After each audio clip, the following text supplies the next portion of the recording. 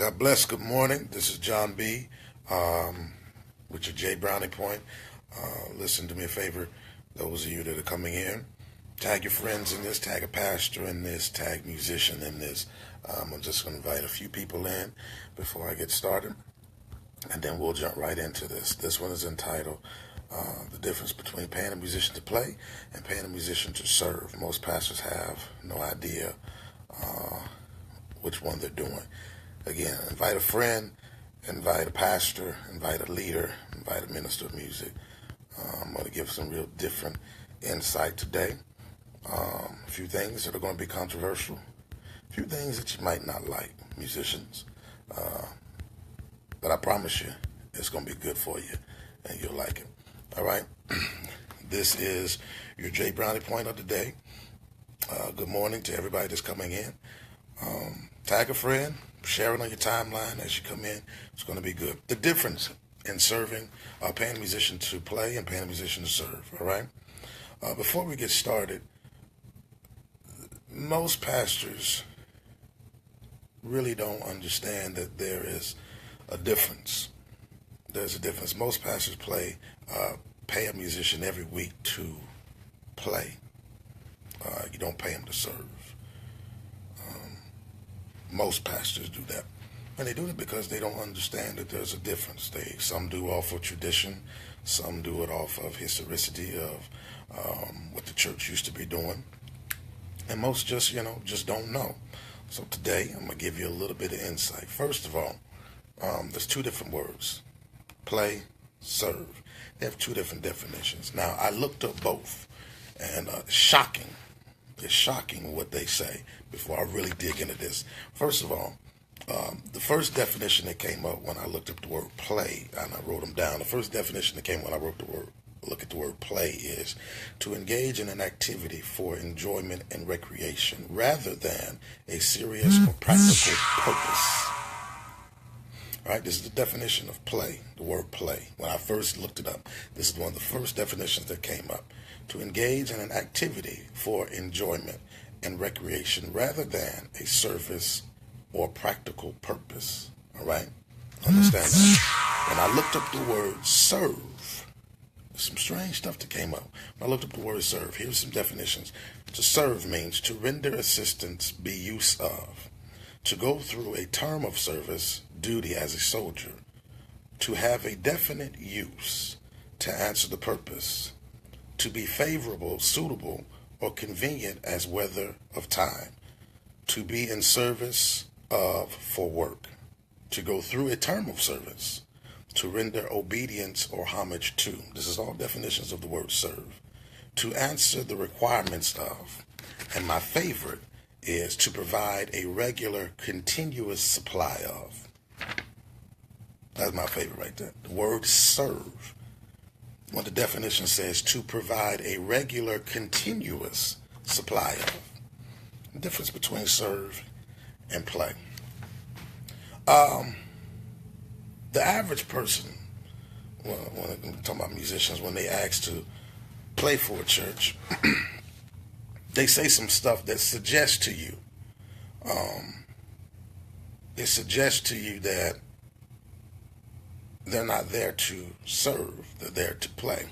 Some of the things that tick you off to whether they're there to play or to serve is how they talk to you, their verbiage.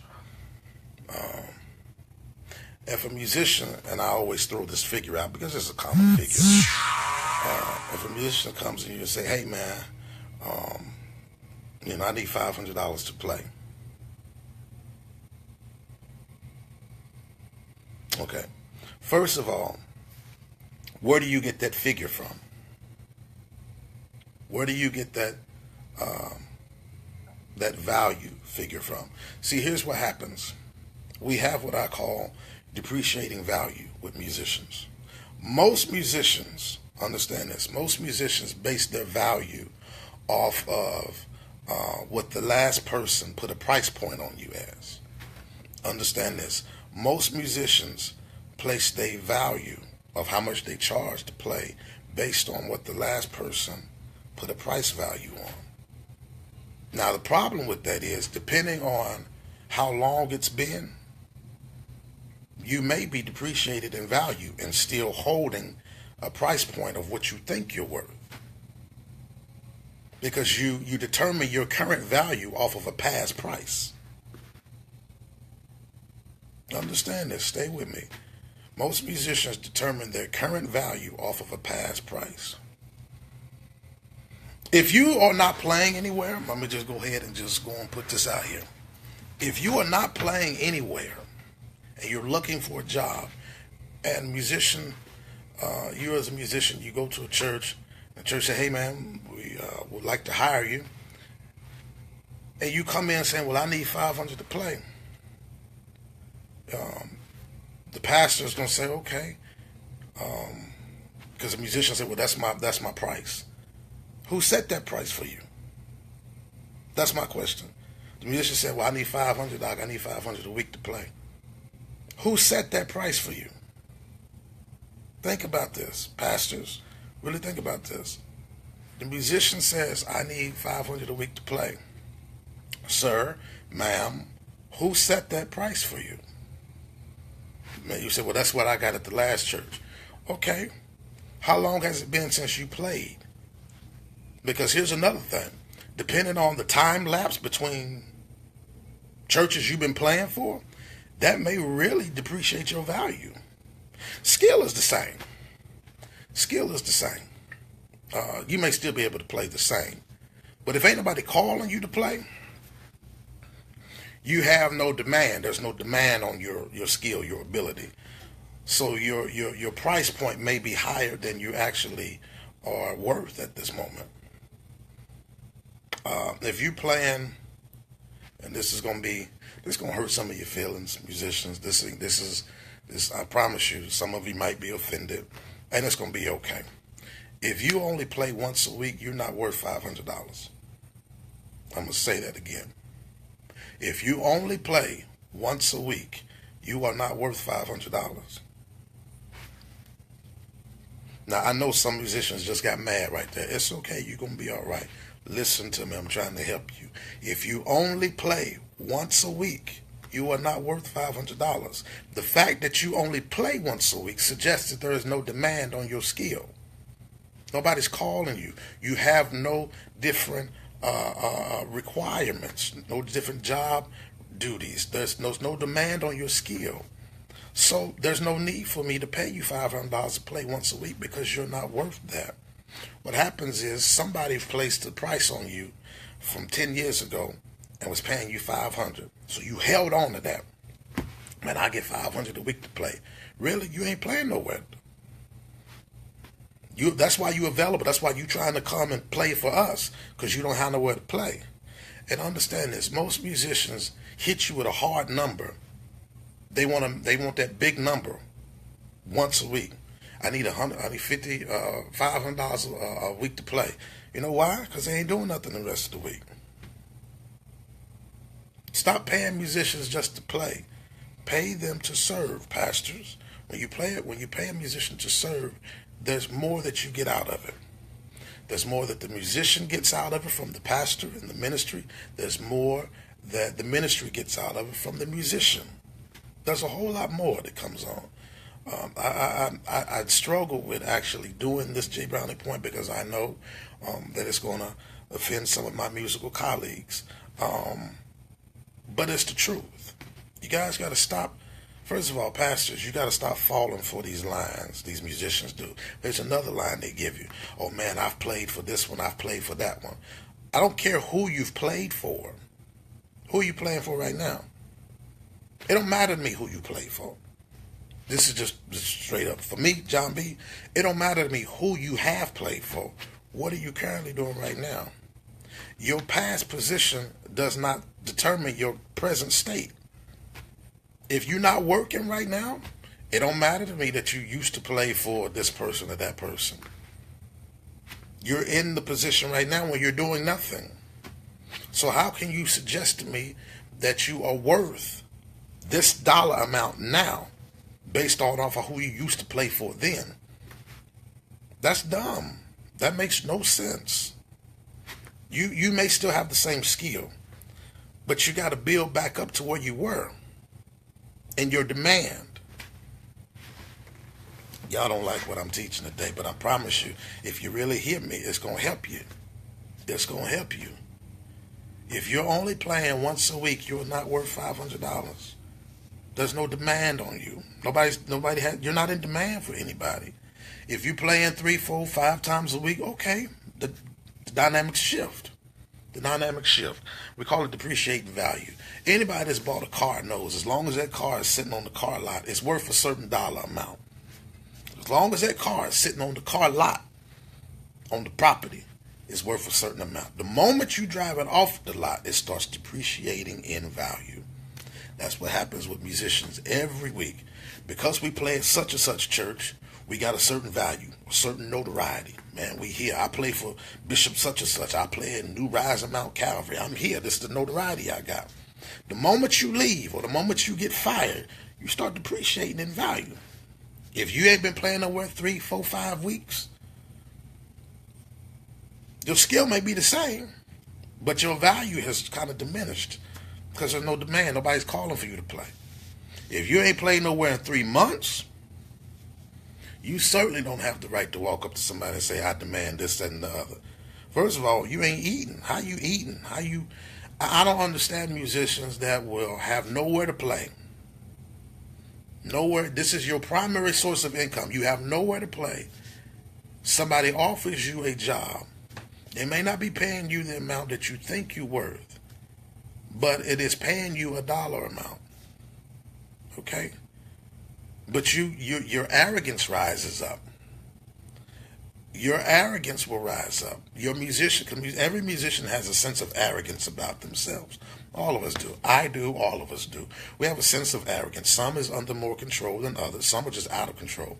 Every musician has a sense of arrogance about themselves because you're on a stage. You're out front.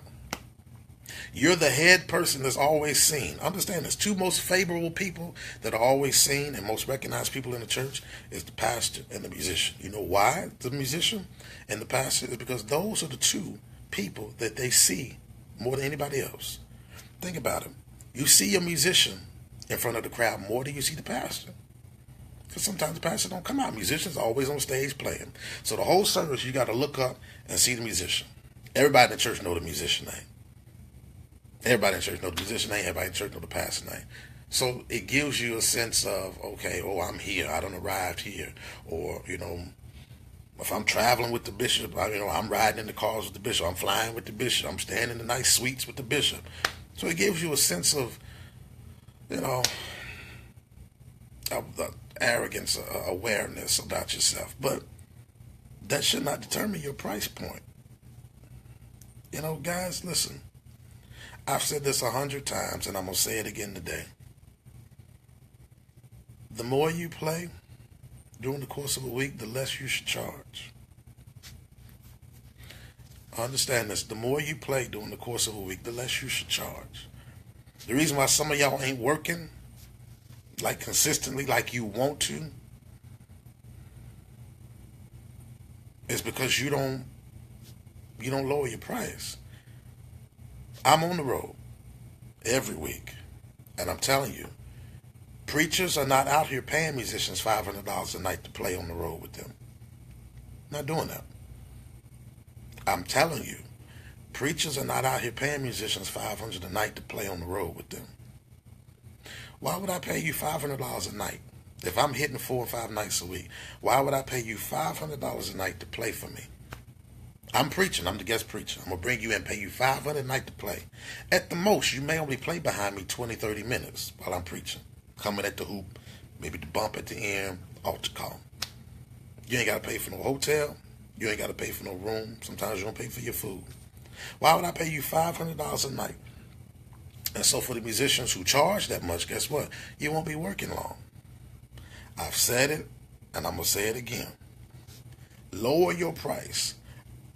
If I would rather pay a musician $150, $200, $275 a night to play than pay you $500 a night to play. And there are preachers, watch this, you will be working a whole lot longer, especially if you're on the road. You'll be working a whole lot longer if you lower your price.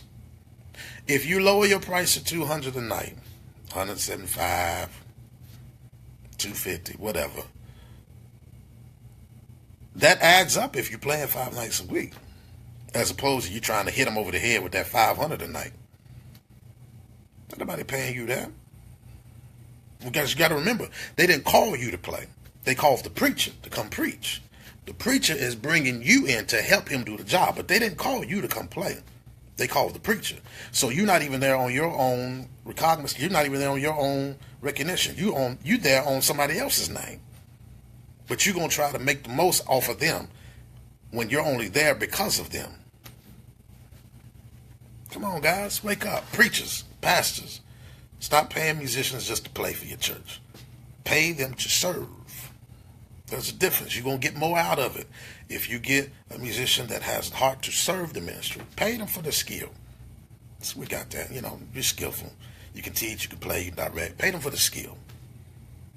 But if you got a musician to just come in, they just going to play, get their check and leave, you don't need that kind of musician. They have no investment in your ministry. They have no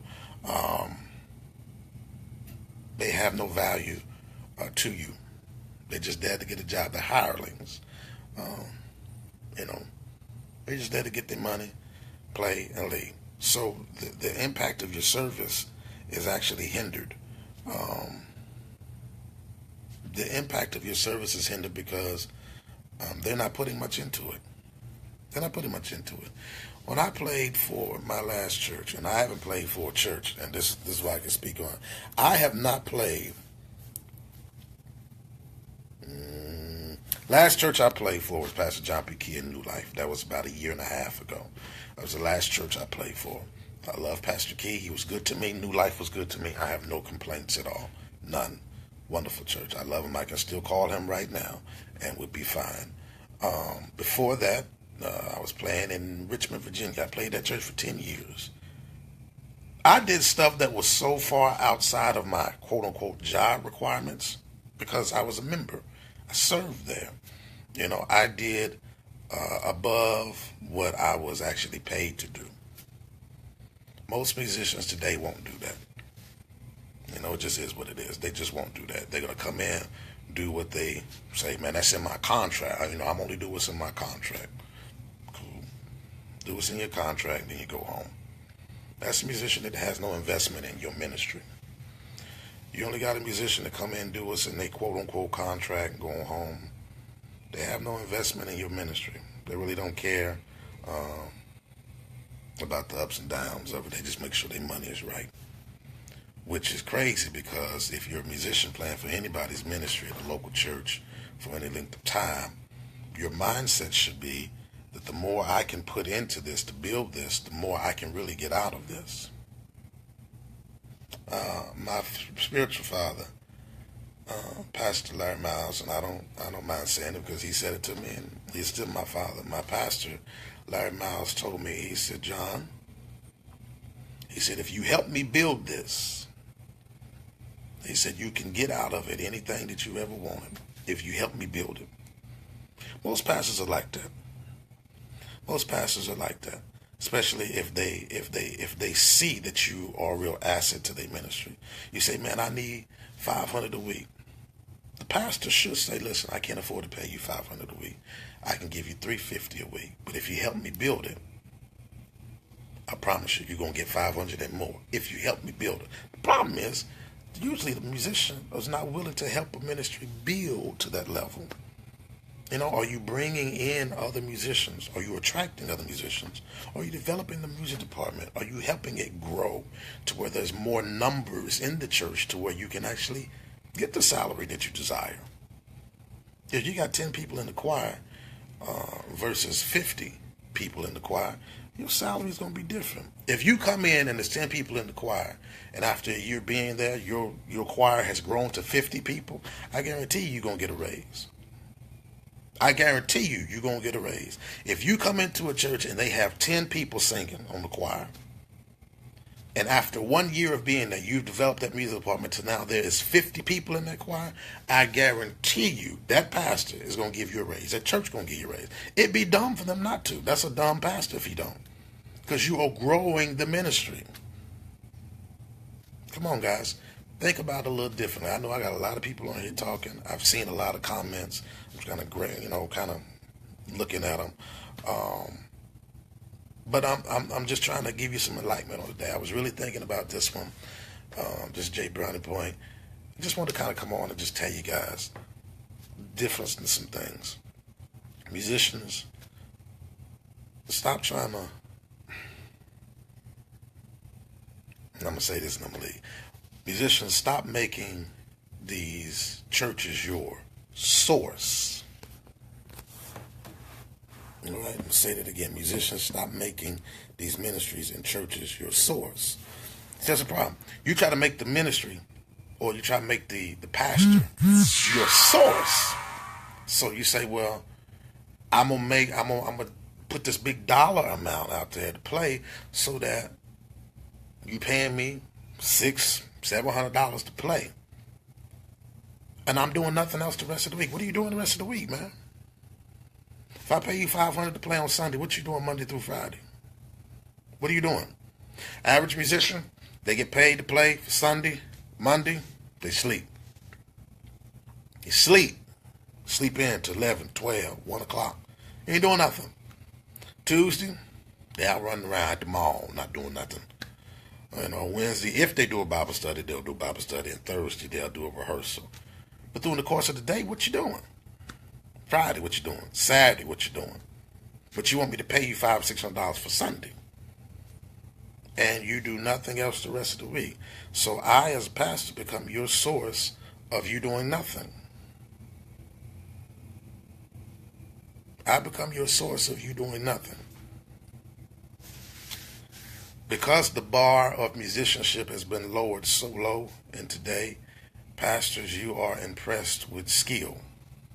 You are impressed with a person's verbiage.